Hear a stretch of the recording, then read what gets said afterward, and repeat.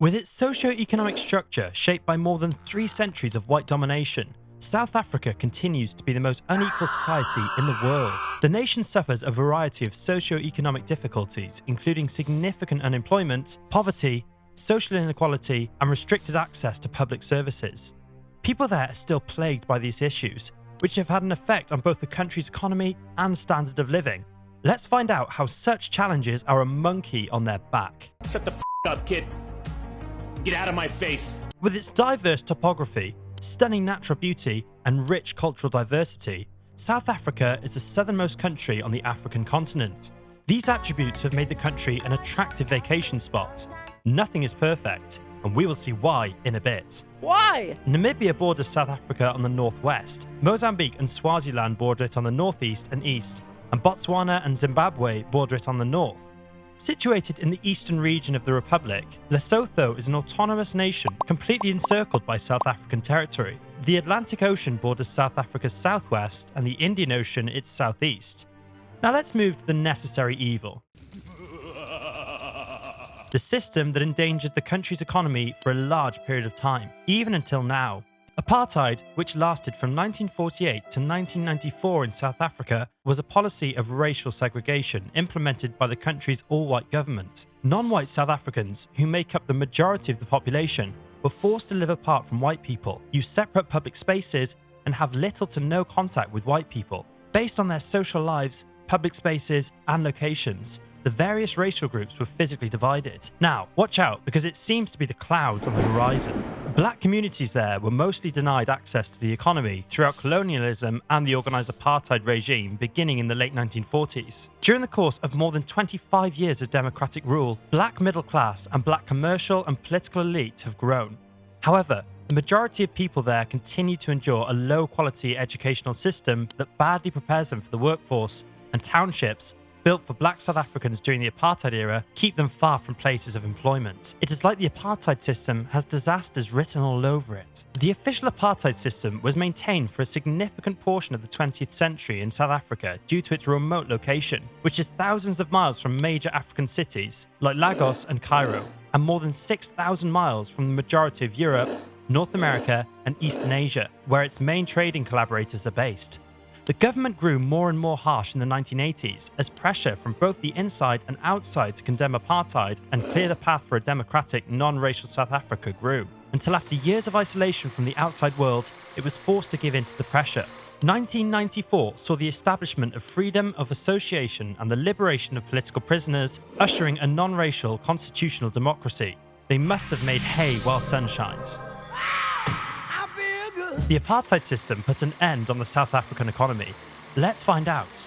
According to the research, over half of the population there has more obligations than assets, and the richest 10% of the population has more than 85% of household wealth. The committee also said that this difference is greater than that of any other nation for which enough data is available. Since apartheid ended, South Africa's wealthiest 1% has probably seen an increase in their share of the country's wealth. It seems like the problem of inequality here is like an elephant in the room. We do not care. We can say that it is simple to blame its extreme inequality and persistent poverty on the legacy of racial tyranny and discrimination during the apartheid era. The vast majority of the people here had limited options to earn a living during colonial rule and apartheid. As we all expect, the farming community was essentially devastated, land was stolen, education was of low quality, access to higher paying, more skilled jobs was prohibited, and entrepreneurial lives were strictly regulated. Inevitably, even after statutory racial discrimination was abolished, and in spite of the more interventionist affirming opportunity programs put in place, the white community there still makes up an unfair proportion of the country's revenue and wealth. The community is grasping at straws. The difference between the richest and poorest hasn't decreased despite black South Africans outnumbering whites in the richest 10% of the population for roughly 7 years. This is because the decrease in racial inequality has been primarily driven by a spike in the incomes of the top black earners rather than greater wealth for the poorest. The apartheid system didn't just foster inequality and discrimination, but also crime and violence that people there deal with even to this day. Even though violence is a worldwide problem, it is not like South Africa is cut from the same cloth. It has particular and complicated dynamics when it comes to crime and violence. The current society there emerged from a violent and oppressive history, mostly as a result of the apartheid system's legacy. which has significantly influenced how the people move across the country's demographic, socioeconomic, and geographic spheres. The situation there is already tense, but when we consider the crime rates, it gets worse, like fat hitting a fire. Based on the 2016 Global Peace Index, which rated the nation 126th out of 163 nations, there the country has some of the greatest economic costs of violence in the world.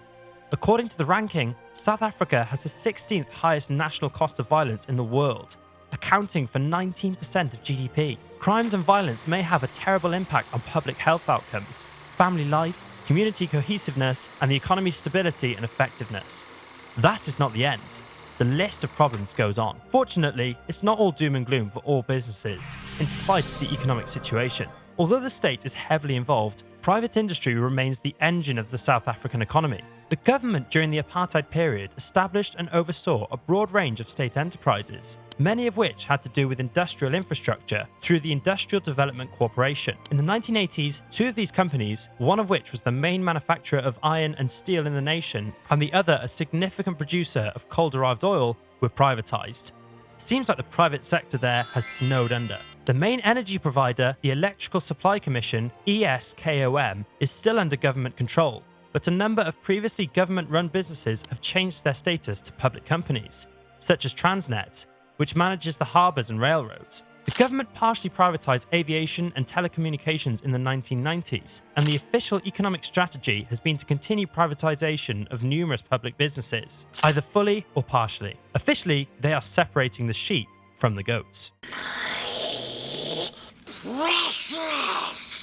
The African National Congress, ANC, which came to power in 1994, had previously declared that it would support a state-led mixed economy built on nationalised mining and financial companies. However, since assuming power, the ANC has actively pursued the privatisation of a sizable number of previously state-owned businesses, which would be a dream ticket. The government has to make immediate investments in social and physical infrastructure. This might boost economic activity and provide jobs if correctly handled. As is increasingly the case in the energy industry, the government might use private infrastructure investments as incentive to finance this expenditure. That might help the economy there go from rags to riches. To make room for resources with the tight budget, they will most likely also need to reduce wasteful public spending. Otherwise, reviving the economy would be like waiting for a raindrop in the drought. They must adhere to two basic fiscal principles. Regardless of whether they borrow more money or collect more taxes, the return on investment must always outweigh the cost of investment, and public investment must be made more efficient. Money will be lost otherwise. But let's not be pessimistic. The country can get a second bite at the cherry.